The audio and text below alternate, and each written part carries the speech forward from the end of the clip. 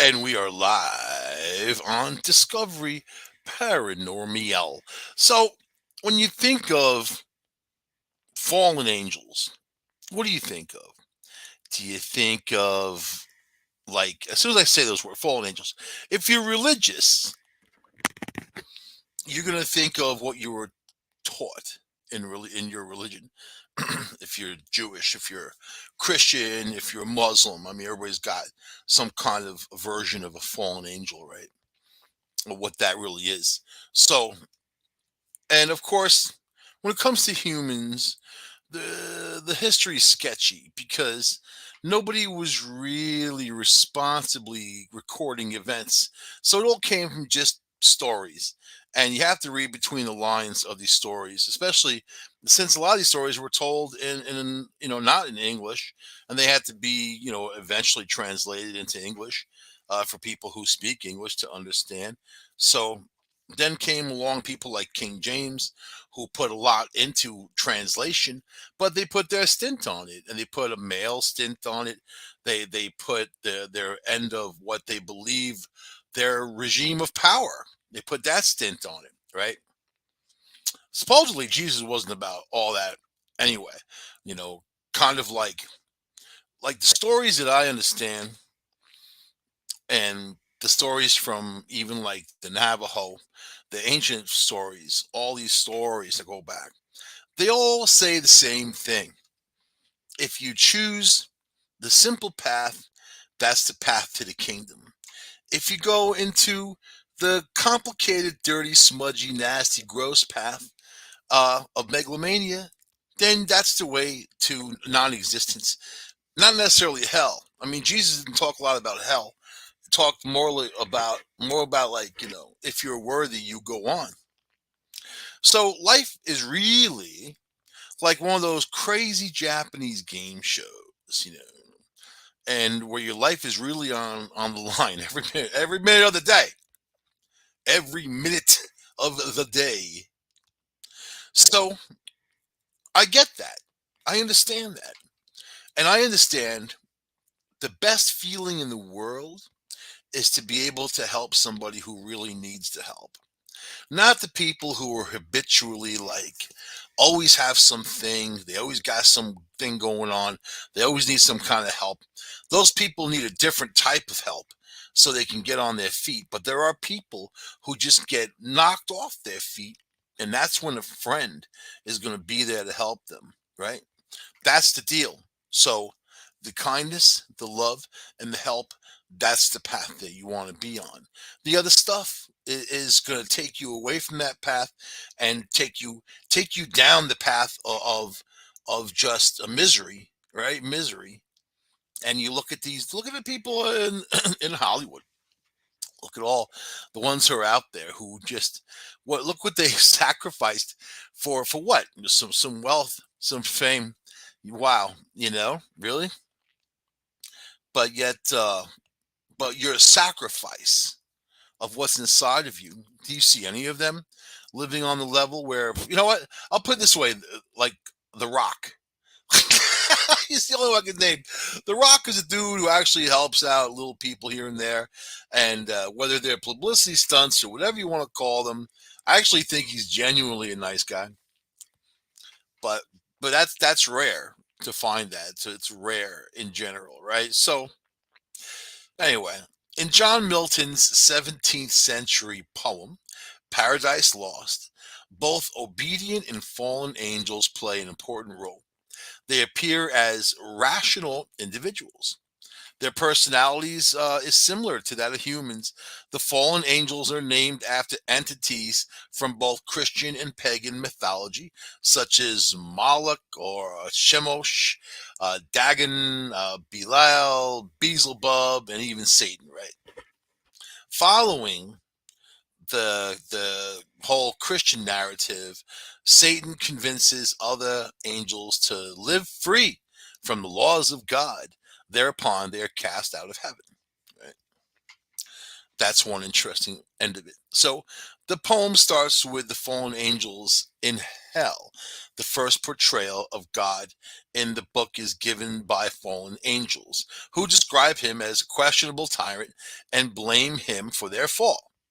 Outcast from heaven, the fallen angels established their own kingdom in the depths of hell with a capital called Washington, D.C.,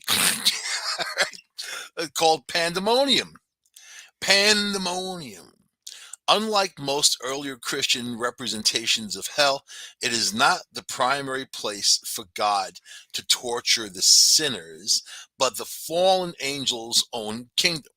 The fallen angels even build a palace, play music, they freely debate, nevertheless, without divine guidance. The fallen angels themselves turn hell into a place of suffering.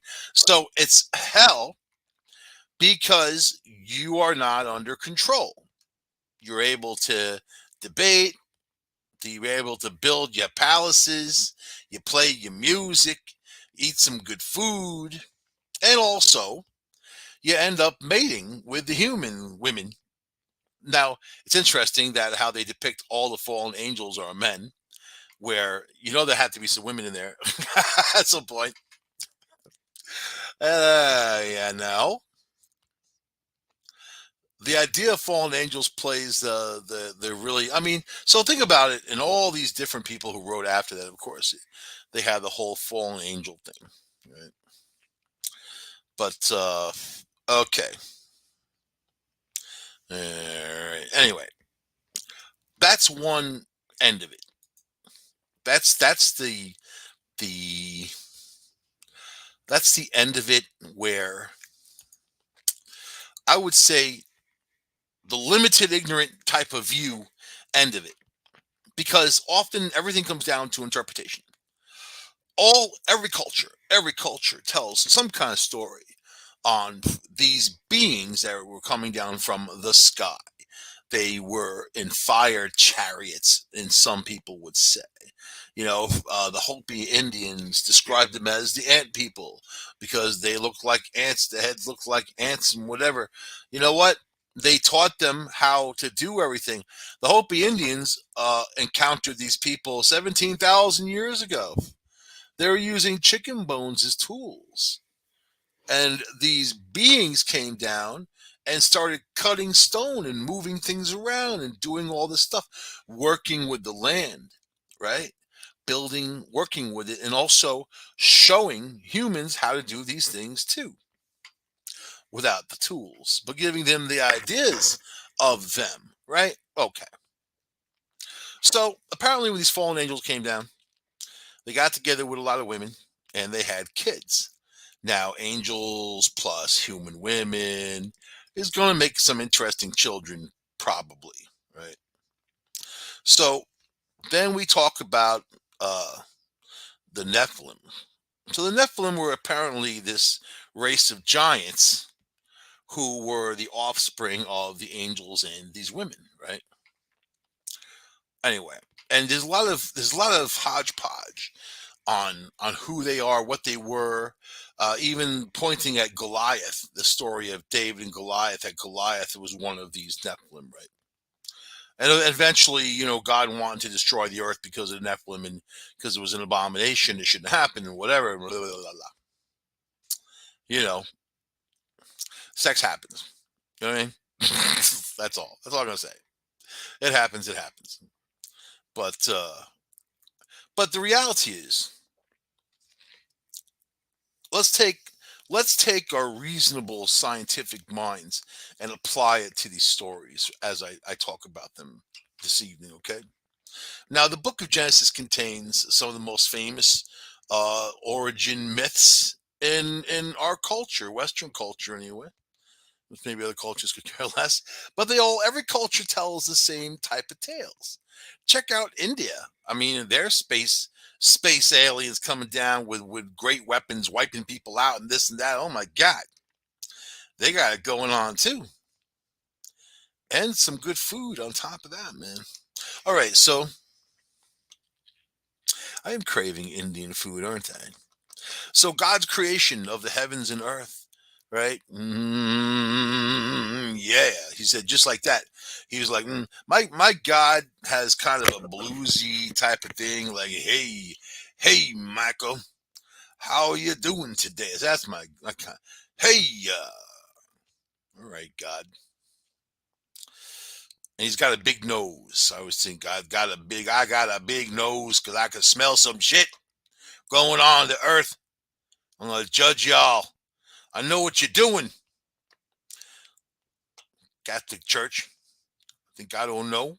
Think you're gonna find your way to the heavens, to the kingdom, messing around, little boys? Ain't gonna happen.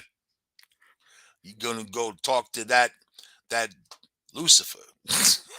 Lucifer in itself means the giver of light. Isn't that funny? And all these fallen angels aren't known for bad things. They're known to be bad because they rejected God. But if everything is God and they live within that system, then they too are under God's law. It's not like it's a decision you could make. This is all that there is, unless you could think that this floating rock in space floating around is around the sun and doing its business. We're just fleas on the dog. If you think that, then none of this means anything to you. Then people are just stupid, and you know something about them. Maybe, maybe not. I think that everything is energy, and that energy can be used, manipulated, whatever you want.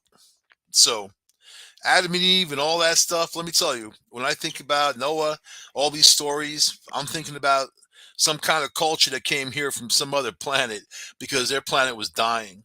And then you start looking at other close planets like Mars, the history of that, what that's made of, the stories that it told, all that Project Stargate stuff with the psychic mediums going back on Mars and mapping the place out and looking at the past, the people there, the history.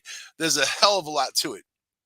If you don't believe in any of that, then really, what the heck do you got going on?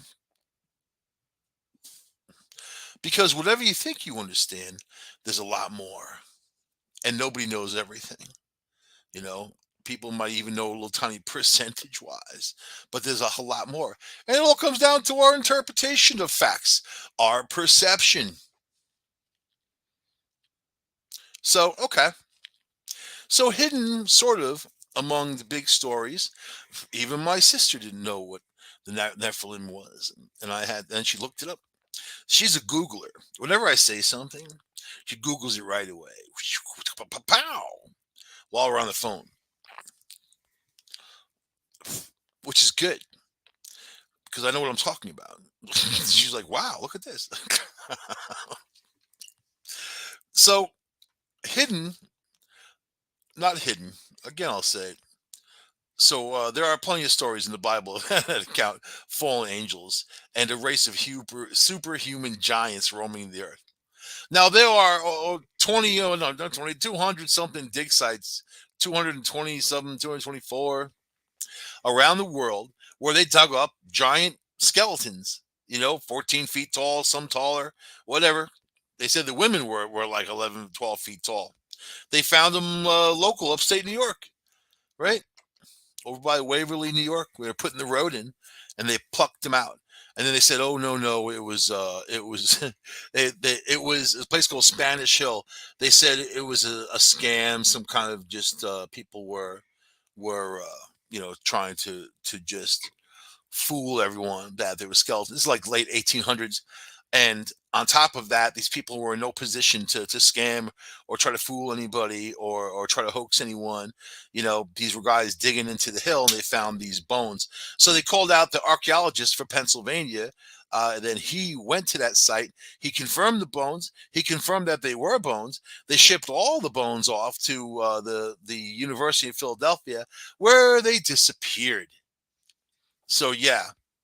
So when you find the evidence, when you put the evidence out there, there's definitely an energy that doesn't want you to know, that covers it up, that moves things around. Could be government entities. Government, is all about need to know. People don't need to know, right? And this was just on the border of upstate New York and Pennsylvania. But they found over 200 of these sites around the world. So there is evidence of giants and stories of giants, right? So, but the King James version goes like this, right? I'm gonna read it like King James would. All right, you ready? And it came to pass when men began to multiply on the face of the earth, and daughters were born unto them, that the sons of God saw the daughters of men. They thought they were fair, and they were very horny. And they took them wives of all which they chose. They were giants in the earth in those days, and also after that, when the sons came into the daughters of men, they bore children to them, and the same became of the mighty men which were of old. Big ass people. In the original Hebrew, the term was for these giants and mighty men is, of course, Nephilim, which is derived from Hebrew naphal, meaning to fall. In that sense, this is a race of giants born unto unholy unions between divine sons of God, angels, and mortal daughters of men, or better translated as the fallen ones, right? So while the giant Nephilim are barely mentioned in the Genesis narrative, they were the subject of great fascination in later apocalyptic literature, especially in the book of Enoch. Now, Enoch is an interesting dude, all unto himself, and they kind of pushed him in the back, as it were. But Enoch's got a lot to say. So, if you ever get into it, get into it. Okay. And talk about your lineage to Noah, all right? And Methuselah. Think about that. So in that text, which didn't make it into the Bible, a group of lusting angels conspires to sleep with human women, giving birth to a race of giants that spoil God's creation so completely that he has no choice but to send the floodwaters and wipe out the earth. Just kill everybody and start over again like an etch a sketch. Just stuff it upside down. What about all the people?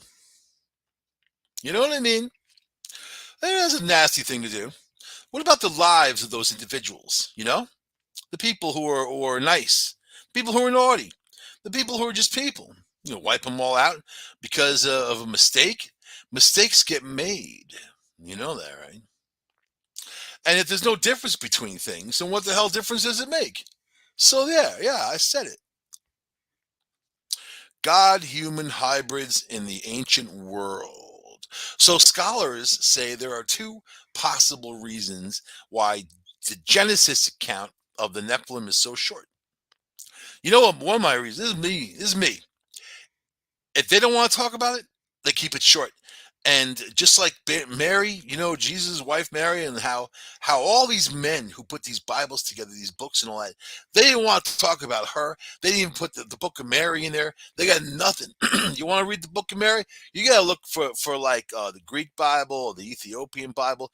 The Greek Bible, I think, is like 50 something books. Ethiopian Bible is like over 70. That's when, you know, and then also the Dead Sea Scrolls. That's when all that stuff starts to understand where people's heads were at. Just like today, basic survival. But there's a lot of crazy stories going on. You know what I mean? So basically, it's a truncated version. Or they think that that story that the authors of Genesis didn't bother to write down because it was such a common story. Why mention it if it's so common, right? there's there's logic for you.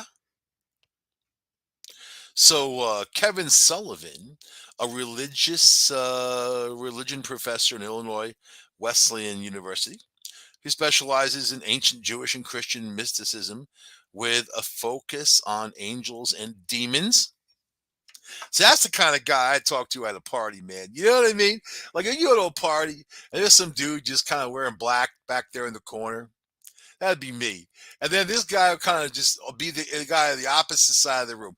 I look at him, he looks at me, and then you walk over. Hey, how you doing, man? Yeah, you know anything about angels and demons? Oh, why, yes, I'm the professor.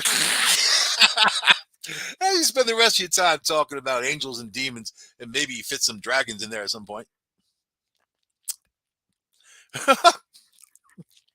All right, so across the ancient Near East and Mediterranean world, there were long-standing myths of gods falling in love or lust. Or lust. I like how they spelled it out in this article that there's a difference of love and lust, man.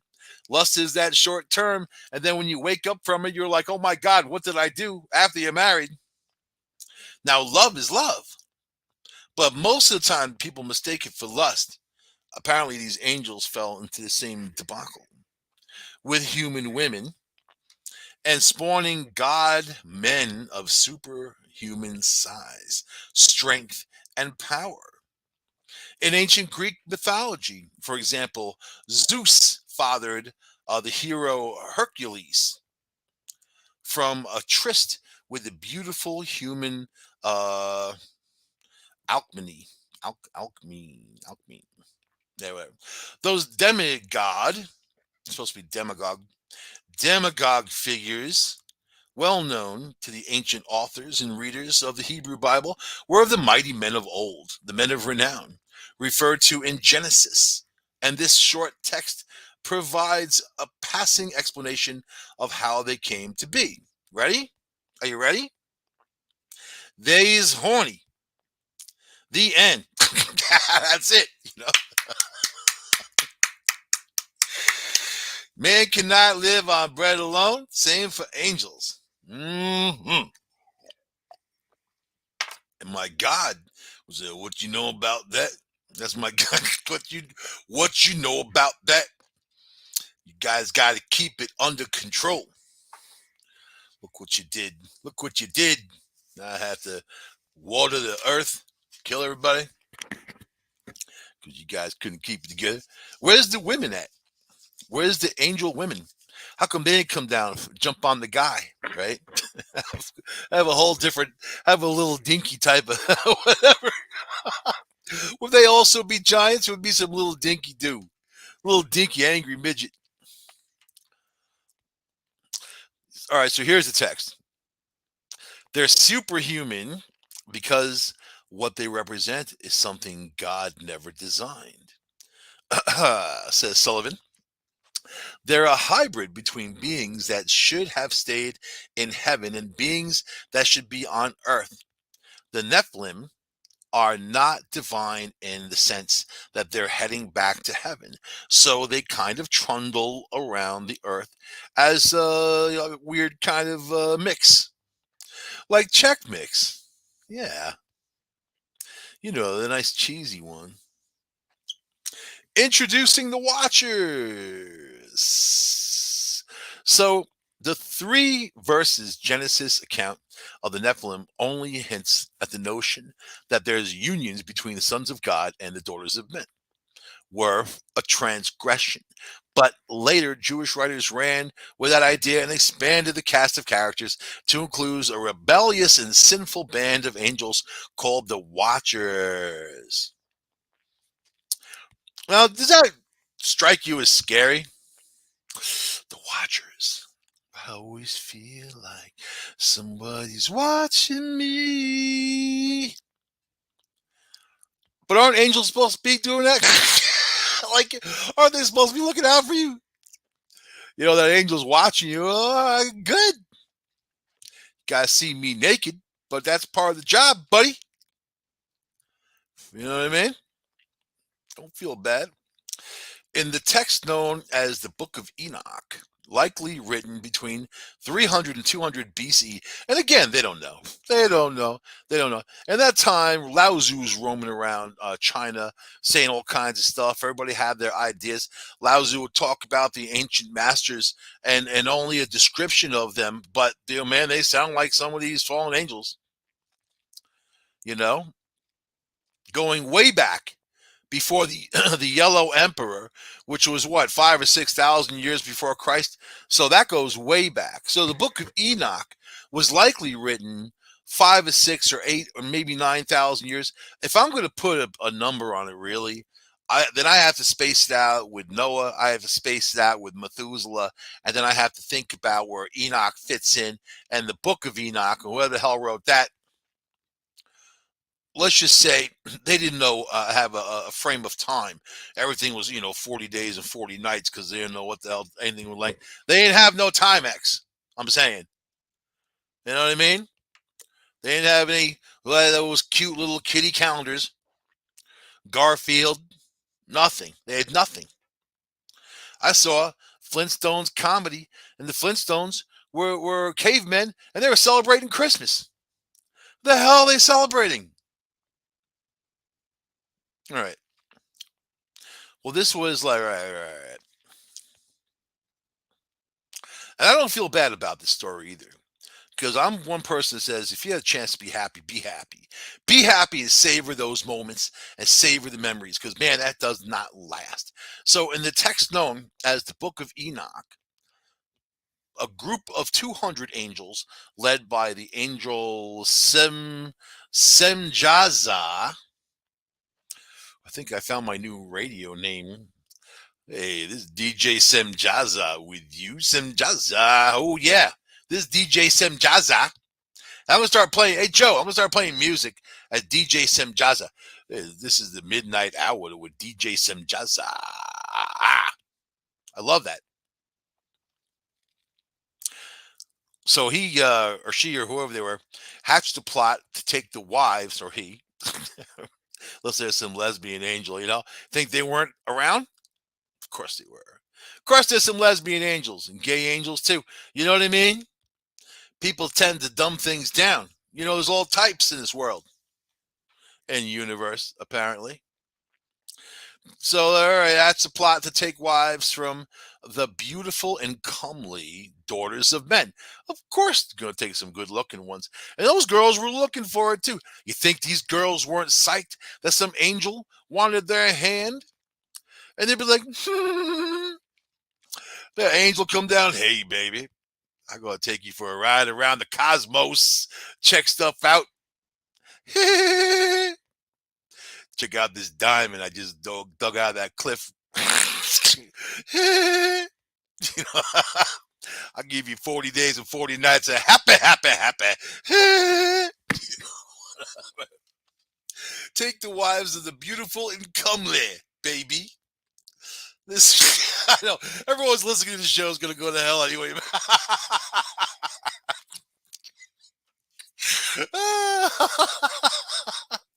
Oh, all right. Okay, I'm all right. They know what they're doing is a great sin. So they make a pact to follow through and don't tell anybody. So that's kind of how you get around it. And then I start thinking about sin. Jesus died for your sins. So you got to do some sin. Otherwise, the whole thing, I get that.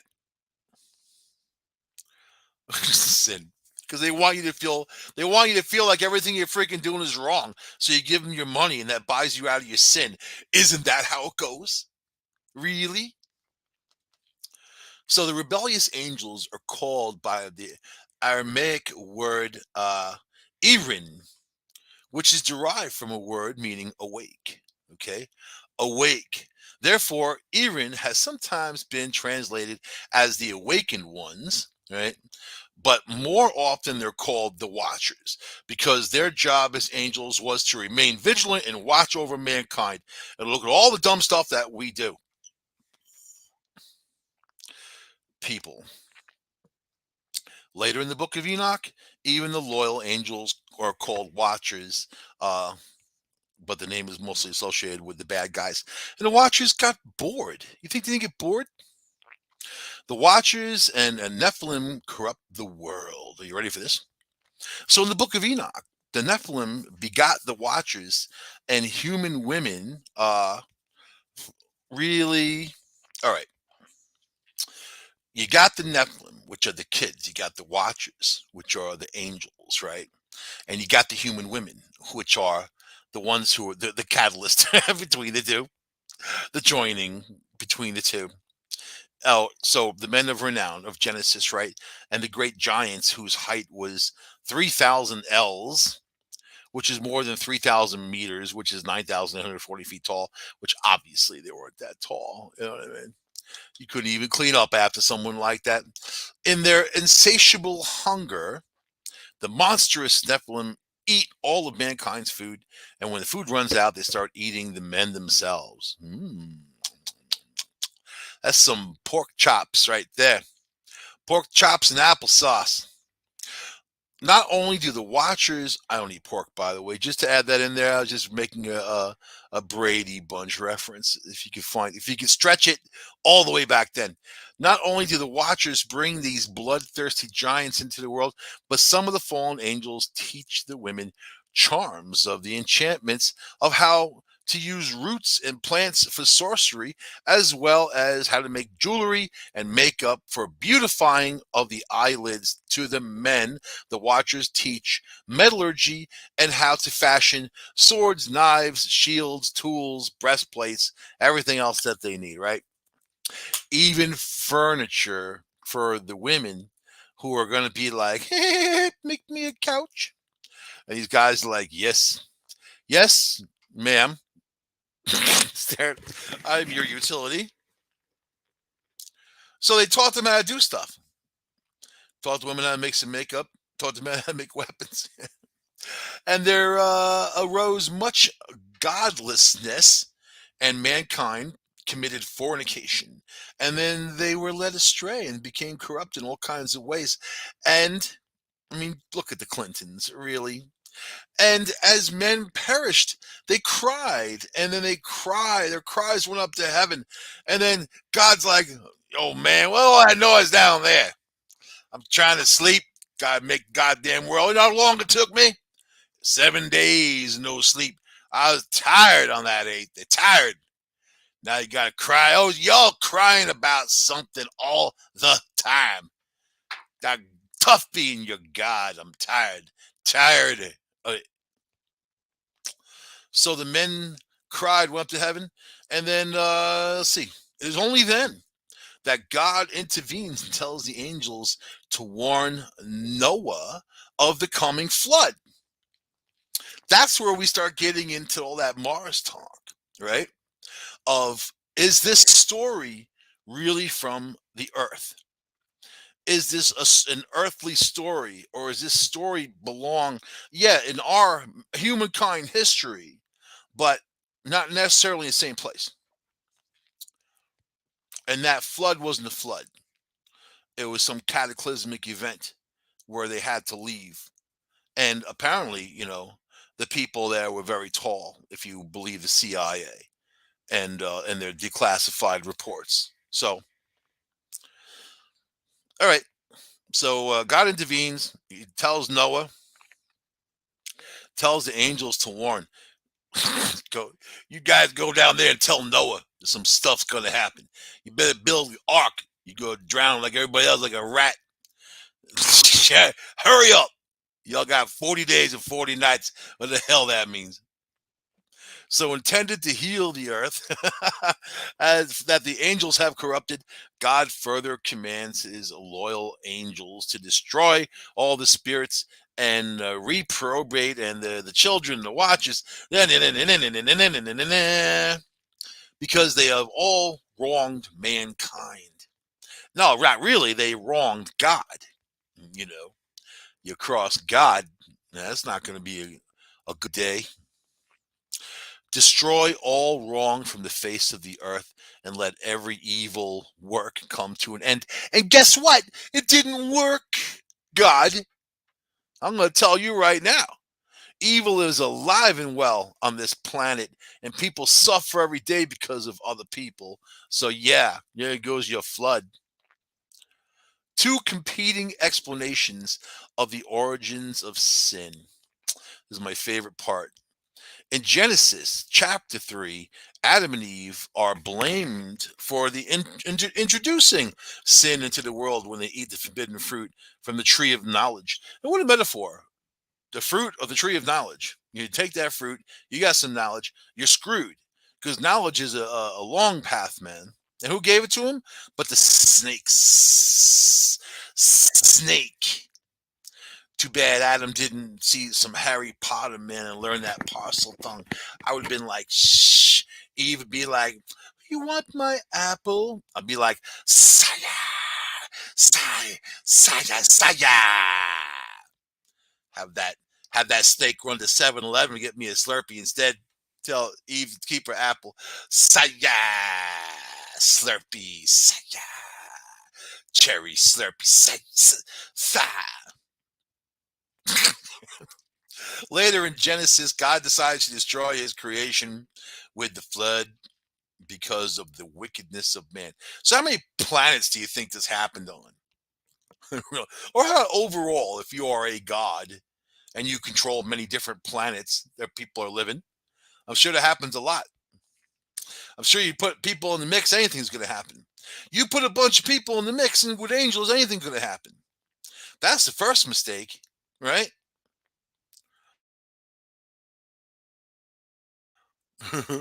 The wickedness of man. Yeah, no kidding. Noah is the only righteous man on earth, so God spares him and his family. What do you got to do to be the only righteous man on the earth? Like, what do you have to do to get that confidence from God? How far do you have to go? I've seen all kinds of stuff about Noah. He doesn't strike me as a responsible guy or righteous. His kids were messed up. I know that. And Noah was apparently 900 something years old and was also pretty damn big, you know. And when you think of the age over 900 years old, that's written everywhere. He was old, so that's another thing. How's that happen? I'm saying he wasn't from this planet. That the very story in that the CIA told Central Intelligence Agency in their Stargate operation, right? Was that the psychic medium who was communicating, sort of communicating, with this person that was in this place on Mars a million years ago, whatever it was, saying that the people here are anxiously awaiting the return of a vessel that left, to a nearby planet that had was volcanic. It was messed up. It had all those issues. But the difference that that planet had that Mars didn't have is that the planet they wanted to go to had vegetation. It had life where the other planet didn't.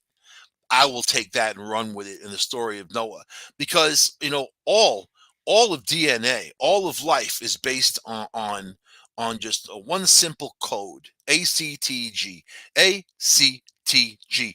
When you take that code, you can make whatever you want. Make all kinds of genes to determine what color your eyes are, how tall you are, how fat you are, how skinny you're going to be, whatever. With animals too, all animals, insects, whatever, all share this ACTG.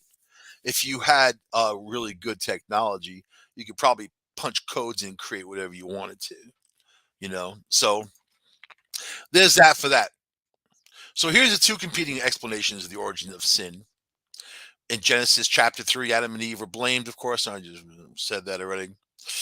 So God destroys everything, spares Noah.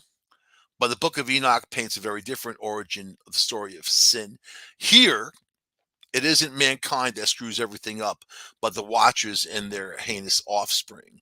Sullivan says that this version of the creation story dates to the Second Temple period of Judaism, when there was a prevailing belief in a cosmic struggle between the forces of good and the forces of evil, represented by the Watchers, right? there Here's this huge amount of literature during the Second Temple period that provided a pretty significant competing narrative to Genesis, saying says Sullivan, saying it says that God created humans in his image and they were good, but it was the angels that messed it up. The reason there's evil in the world is because of these divine beings. Sullivan. So I guess the flood didn't wipe it all out. I guess Noah and his because his sons were assholes, man. So maybe Noah was righteous, but his kids were assholes. Assholes. If you know anything about it. Sullivan says that the two competing narratives around the origin of sin existed simultaneously within Judaism for hundreds of years, with different Jewish sects latching on to both stories. They can't get along. Fragments of the Book of Enoch, for example, were among the Dead Sea Scrolls, alongside other apocalyptic texts that foretold a final war between the divine forces of good and evil. That's what we're going through now. If you want to understand what's going on with the world and even viruses and people and the way people are headed, that's the struggle. You know, it really is a simple struggle of good and evil, and what you consider good and what you consider evil. I'll leave that there. But people are going to get what they want, aren't they? So when we get into the first century CE, though, Judeo Christian thinkers like Paul helped to develop a Christian theology that centers on Adam and Eve's transgression as the original sin for which all of mankind needs to be saved. In the emerging Christian orthodoxy, humans are the sinners and only Jesus Christ can make them whole through his saving grace. The saga of the Watchers and the Nephilim took a back seat to all of that, and of course, and the Book of Enoch. But this is the deal: it's okay to understand all of those things and breathe. You know, and like I said, it's there. It's there. These people who are trying to interpret this mess, it's their understanding. You know, all of these things is their understanding. But is it the truth? You know, and as for the battle for good for evil that goes on every day, everywhere, every town, every place, you know, there are people who make triumphs against evil. You'll never even know their names or anything about them. So there's that too. But what does that mean for you in your daily life and how you get through your life? You know, I think that when I start reading like these old texts, you know, and think the New Testament and the Old Testament were two totally different things. In the Old Testament, it wasn't good to eat meat, you know? You weren't allowed to eat animals. The New Testament it made it all good.